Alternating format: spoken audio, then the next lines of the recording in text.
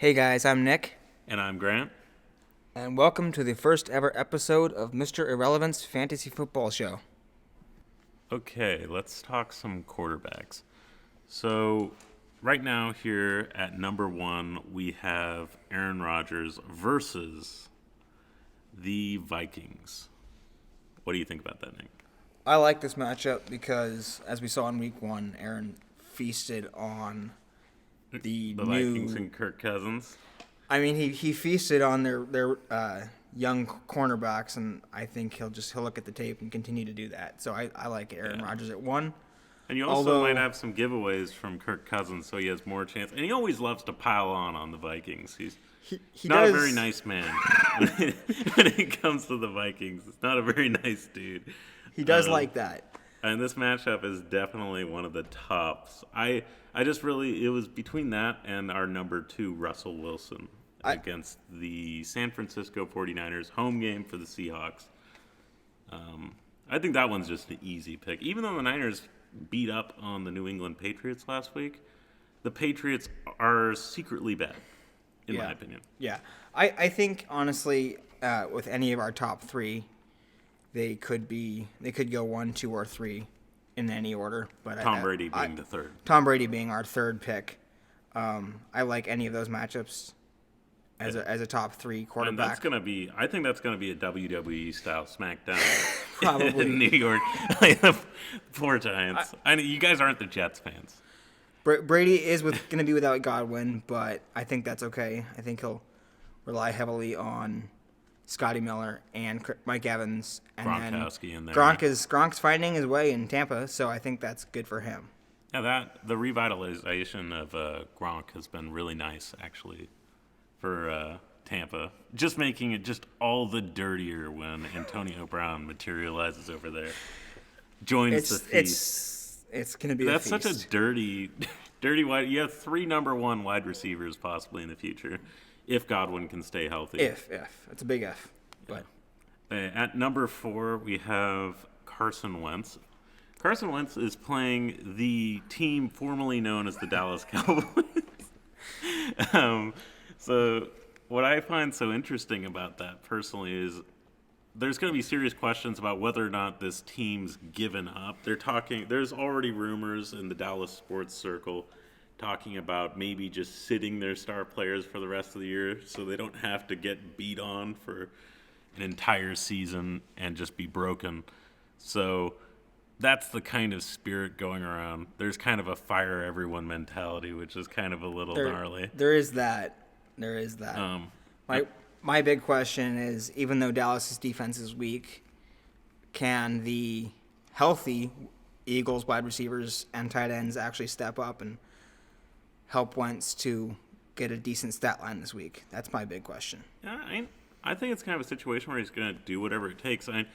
Last week we saw our forerunner for MVP, Kyle Allen, just go ham and just tear that D in half. Who would have thought, right? Yeah, Who'd if Kyle Allen can do it, and my rationale is if he can do it, Carson Wentz is going to do it. And I know people have been saying he's bad. He's not bad. He's not good. bad. He just has no healthy weapons. Everyone in Philadelphia immediately That's gets just the names problem. when they go on the Eagles. Oh. So then at number 5 we have Patrick Mahomes. And nothing against Patrick Mahomes. He just doesn't really have to do anything against these bad teams. This is going to be a matchup where he, like we saw in Week 7, he got benched early because he just didn't need to play, and it was in the snow. This game may be out of reach by the fourth quarter, and Patrick will just sit. I'm thinking by the half. That's very possible. It might be one of those. It's possible. It kind of reminds me of that game. I forgot what his name was, where that player just retired at halftime. Oh, yeah. This is getting field. Was that also That was Jets? Vontae Davis way back. Oh, he was on the Buffalo Bills. That was yes. Chargers. They were playing the Chargers. That was when that was Vontae Davis the Peterman on the circle. Bills. This kind of has that kind of feel, but Darnold's better than Peterman, but it's not going to matter. Most quarterbacks are. And that Chiefs defense has been feasting too. It's just it really is a question of if the Jets can keep it close. Spoiler alert, they can't.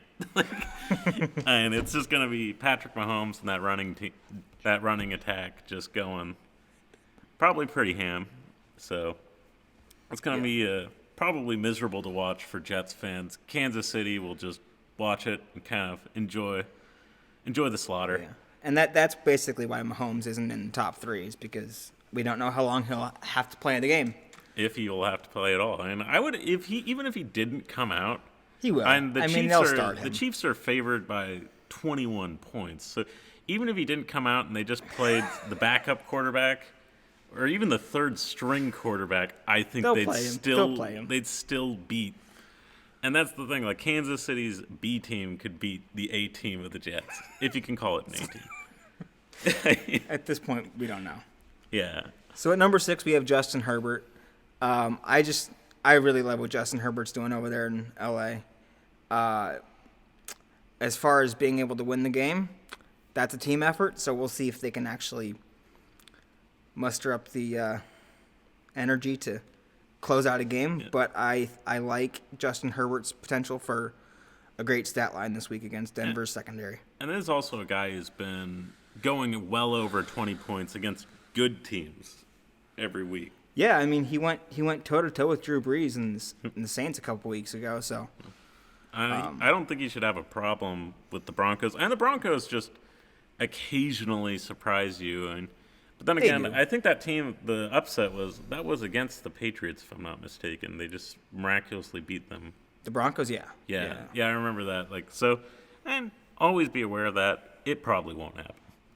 probably not. Right. And number 7, we have Ryan Tannehill in Cincinnati. So I think this is going to be one of those games where both quarterbacks pad their stat lines a lot. Just one of them's going to happen to be on the winning team. And I think that's Ryan Tannehill. So he's going to feast on that Eagles defense. Not that Eagles defense, the Cincinnati defense. Cincinnati's defense. There's really, honestly, A.J. Brown, and then A.J. Brown's going to tear up those cornerbacks, and then you also have Derrick Henry, who's going to really open up that play action.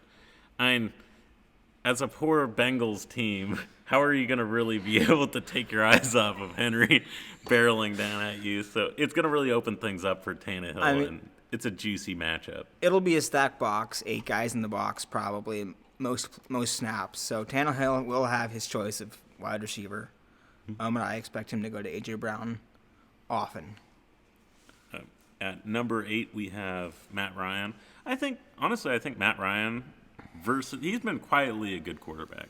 Just because his team's awful, there's all these talks about everyone giving up and the fact that Dan Quinn was just being atrocious, and there may or may not be a curse on that team.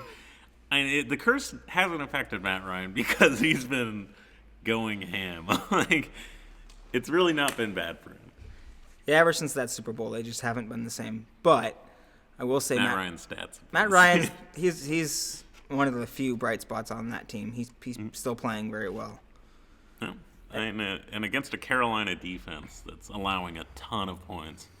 They allow a lot. And they're quietly good on offense too. They love to keep these games close. It was 24-27 against the Saints last week, which no one really thought was going to happen. So the fact that they can keep these close will keep all these points going in the passing game. So it's not going to be a run script. Yeah, I agree. Yeah. So number 9 is interesting with Lamar Jackson. So Lamar Jackson's an interesting one this week because he does play the Steelers, and Steelers have one of the top, if not the top, run defense in the league right now. And the Ravens do love to run it, as we've seen in the last couple of years. I will say Jackson has improved greatly as a passer, but I still think his strength is in the running game. So simply for that reason, we don't have him in our top 5. And I think there's better matchups this week for other quarterbacks, but he's still in our top 10. He's still a very good quarterback any way you look at it. yeah, this is going to be a tough game for both quarterbacks. I think it's going to be one of those things where you're going to have one big play by one of the quarterbacks that's going to really change the game. And I think that's more likely to come from Lamar Jackson than it is Big Ben. And Big Ben. I think he's going to show that he can still pass. And he just really hasn't had to against a lot of these other teams. Like when you have a giant hole in the middle, you're going to run through the giant hole. I mean, they are a run first team. So when the opportunity to run presents itself, that's what they're going to do. But when that gets taken away, Lamar still has weapons on the perimeter that he can and does pass very well to.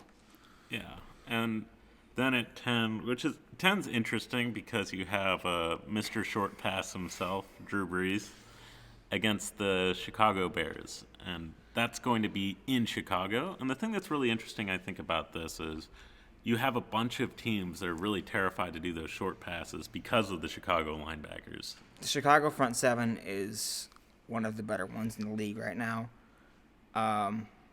And the scary thing this week is there's no Michael Thomas. I believe Emmanuel Sanders is out as well, which leaves Jared Cook, Traquan Smith, and Alvin Kamara, which, as we've seen before in the first few weeks and in previous years, Kamara is deadly in the passing game. So expect Brees to go to Kamara often, both on the ground and to the air. Yeah, I'm kind of viewing Kamara as a number one wide receiver at this point, with how he's probably going to be used in this game. For the Saints, absolutely, yeah, I think. Yeah.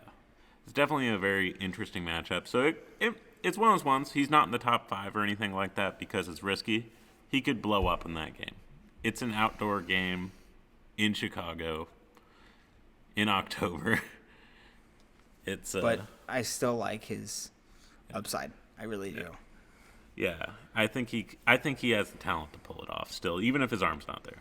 Okay, so the next 10 quarterbacks, so 11 through 20, consist of Baker Mayfield, Ben Roethlisberger, Teddy Bridgewater, Derek Carr, Phillip Rivers, Jared Goff, Kirk Cousins, Josh Allen, Joe Burrow, and Matt Stafford. What do you think about that, Nick? Overall, I think it's a pretty good list. You feel like there's any imposters? Anyone too sus? Imposters, quite possibly. It'll be very interesting to see how Stafford works against that Indy secondary. They are pretty good, and their pass rush is phenomenal. Is quite good. So I think Stafford could struggle, but 20 is probably about right. I do really like Teddy Bridgewater's matchup this week. Against the Atlanta Falcons? Against Atlanta. The curse existed. Wasn't inhabiting just Dan Quinn's body. It's still there. It's true. I don't like Atlanta's secondary, so I think Teddy Bridgewater could have a great game this week. An offense so powerful they're scoring on accident. This is true. I absolutely love that. This is true. That's just so classic. Overall, I think this is 11 through 20 is about right. You don't think Ben's going to explode against the Ravens? No, I mean I think he'll have a decent stat line, but turnovers is.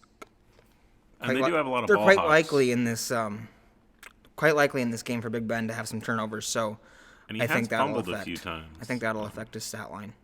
Yeah, I think he's been pretty good up until this point, which is pretty interesting. The other one I'm really interested about is what you think about Josh Allen. On a bit of a slump. Josh Allen is in a bit of a slump. He did start the season off quite hot. He was in the MVP discussion, which I thought was a little funny. And I was happy for him, you know. I mean, so was I. And accuracy's always been his problem, but he's turning back into 2018 Josh Allen, more of a running back. He went from, what was it, a 52% to 58% to a 70% this year. And someone's got to play running back on that team. Someone does. And people are refusing the job. So, he plays New England this week? Yeah, he's playing New England. They're going to Buffalo. So, I think...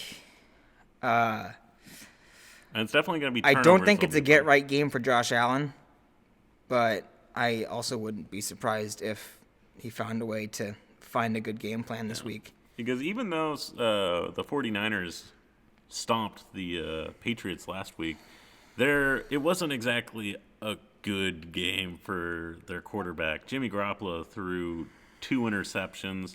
He padded some yardage in there, but it was not what you want to see. So the question really is, can Josh Allen thread the needle? And it's going to be some tight coverage. Yeah, Jimmy G is primarily a game manager, I think. I mean, I think he has the capability of carrying the team when he absolutely has to, but not consistently. Whereas I think Josh Allen is more of a leader. Yeah. And he can make those big plays more often. I'm actually really interested in two quarterbacks. Who do you think is more likely to overachieve at this point? Down here we have at number 19, Joe Burrow, and at number 14, Derek Carr. Who do you think's the overachiever? So Derek Carr plays Cleveland this week. And it's in Las Vegas. It is in Las Vegas, and then you're asking about Joe Burrow at Tennessee, or Yeah, Tennessee's going to Tennessee is going to Cincinnati. Yeah. That's a tough one. Grant. But That's a difficult one. I I honestly think feel like, Joe Burrow's going to have more of an opportunity, and that simply that because passing defense is really bad on the part of the Titans. it's bad, and I think with Derrick Henry likely just going to be pounding a lot of yardage out, the eating Bengals clock. are going to need to make a lot of big plays through the air to try to keep up with Tennessee. So I think that Joe Burrow definitely has a better opportunity, at least, to have a better stat line this Yeah, week. it's basically what you're saying is the garbage time starts early. Right. That's exactly what I'm saying. And you, as fantasy players, you must love the garbage time. And that's where I find most of my win in the garbage. My That's- wins are all in the garbage. Exactly. Exactly. Jamison Crowder owners rejoice. You've been living in garbage, and it's paying off. Congratulations. So, numbers 21 through 28 of our QB rankings list. We affectionately refer to this as our dumpster dive because, let's be honest, at this point, you're kind of scraping the barrel, we think. Yeah, and really, who's going for any of these? Yeah. I mean, there's two New York quarterbacks in here. You gotta. I look will out for. say, as far as this list goes, there's one that I think could be a surprise, and that's actually number 21, Jimmy Garoppolo. The reason I think he could be a surprise is because Seattle's pass defense is really not good. So while I personally view Jimmy G as more of a game manager and passes only when he has to, He's gonna have to pass. I think he's going to have to pass because I question the results. so do I, but I think the game plan is going to be there for him to potentially have a good game, but I don't trust him. So, moving on to 22, we have Nick Foles, 23, Drew Lock, 24, Cam Newton, 25, Tua Tagovailoa, Sam Darnold at 26, 27 is Daniel Jones, and rounding out our 28 Oh no! is Ben DiNucci, Ouch! If you're third string starting- quarterback for Dallas. If you're starting Ben DiNucci, ouch. Let's be honest, Just if you- tell us what happened. If you're starting him, I want to know how you got there. I'm just really curious. Yeah, put it in the comments. We want to see. We want to see what you think. Yeah, how you got the nooch. He's got a lot of talented guys to throw to, but I don't trust him. Yeah, he doesn't this have a being his line first start. or a defense. So Yeah. that's our 28 quarterbacks playing this week. Let us know what you think in the comments, and we'll get back to you.